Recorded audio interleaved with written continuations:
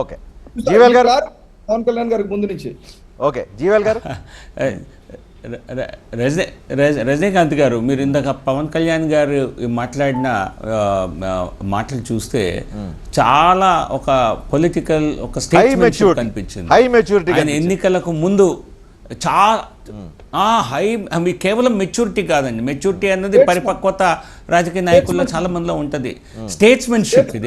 ఎందుకంటే మీరు ఆయన గెలిచే ముందు అనేక రాజకీయ ప్రసంగాలు చేసినప్పుడు ఆయన వీళ్ళు చేసినటువంటి ఏ రకంగా టార్గెట్ చేశారో దానికి చాలా ఫీల్ అయ్యి మాట్లాడారు. నన్ను ఏం చేస్తావు, ఏం చేసుకుంటావు, చేసుకో జగన్ అని.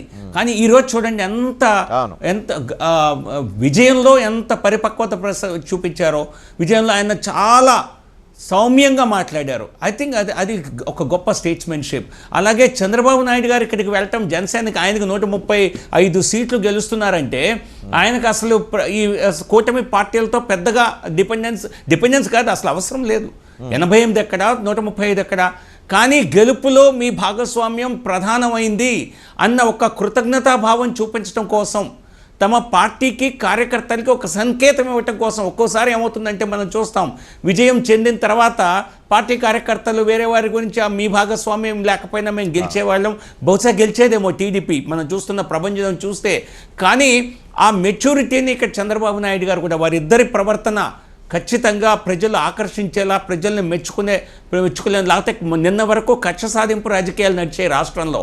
సో కొత్త ప్రభుత్వంతో పాటు కొత్త దీనికి కూడా కొత్త రాజకీయ వాతావరణానికి కూడా తెరతీస్తే ఇది ఈరోజు పవన్ కళ్యాణ్ గారు మాట్లాడింది, చంద్రబాబు నాయుడు గారు మాట్లాడింది ఒక నాంది కావాలని, రాష్ట్రంలో రాజకీయ వైషమ్యాలు కట్టిపెట్టి సరైన వాతావరణంలో రాజకీయాలు జరగాలని ఆశిద్దాం. ఎందుకంటే పశ్చిమ బెంగాల్ లాంటి పరిస్థితులు మన రాష్ట్రంలో చూడటం గత 5 సంవత్సరాల్లోనే చూసాం.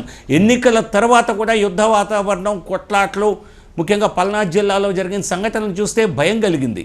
సో కాబట్టి ఈ గెలుపు తర్వాత ఖచ్చితంగా ఈ సరైన వాతావరణం నెలకొనాలని, అలా ఉంటేనే మళ్ళీ రాజకీయ సాధికారత, రాజకీయ విజయం సాధిస్తామని జగన్మోహన్ రెడ్డి గారి పరాజయం చూసిన ఎవరికైనా అర్థమవుతుంది. రైట్.